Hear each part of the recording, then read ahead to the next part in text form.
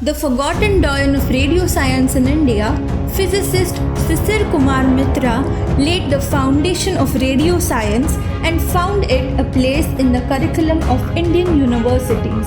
Sisir Kumar Mitra was born in a Brahmo family in Kolkata on 24 October 1890 to school teacher Joy Krishna Mitra and Sarat Kumari, a medical student.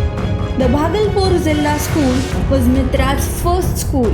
His interest in science was nurtured during his childhood and adolescence by reading popular scientific articles written by Bengali scientists including Acharya Jagdish Chandra Bose.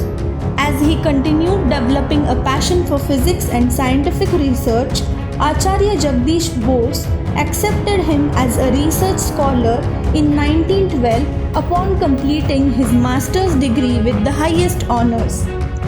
Ashutosh Mukherjee invited Mitra to Calcutta University as a postgraduate physics scholar in the new University Science College in 1916. Mitra started a light interference and diffraction study under C.V. Raman's guidance at the Indian Association for the Cultivation of Science Lab, and after which he completed his doctoral thesis in only 3 years at Calcutta University in 1919. In 1920, Mitra moved to France to study at the University of Sorbonne in Paris.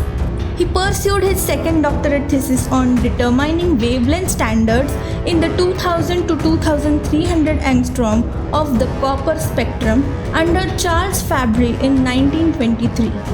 After returning back to India, Mitra became the first to introduce wireless as an elective subject for a postgraduate physics course in 1925 at Calcutta University and marked the beginning of radio science education in India at Calcutta University. The first experimental evidence of the E region of the ionosphere was obtained by Mitra and his colleagues. Mitra and his colleague P. Sham first picked up regular echoes coming from around 55 km in 1928 and called it a D layer, and later Edward Appleton reported about it in 1930. Reflections as low as 20 km were believed to come from an unsuspected layer. This layer was referred to as the C layer by Mitra.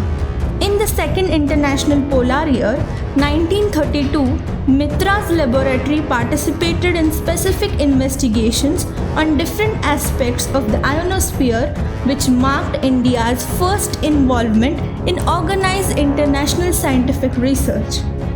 In 1935, he received the Silver Jubilee Medal of King George. The Maxwell Society lecture, which Mitra gave in 1936, stressed the need for greater cooperation among ionosphere scientists from different countries, along with the possibility of establishing a coordinating body in India similar to the Radio Research Board in England.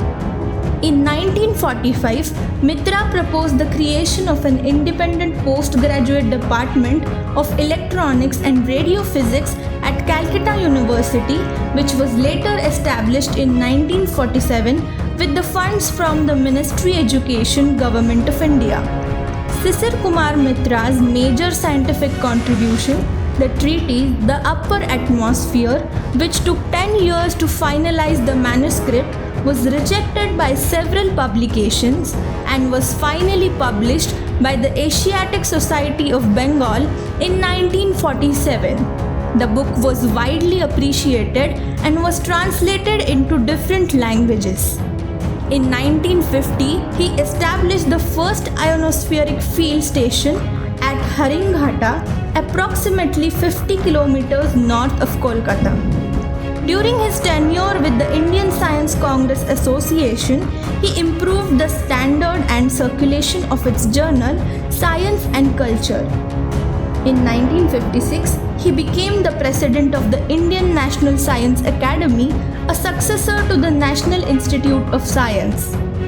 His contribution to the study of upper atmospheric phenomena earned him a fellowship at the Royal Society, London in 1958.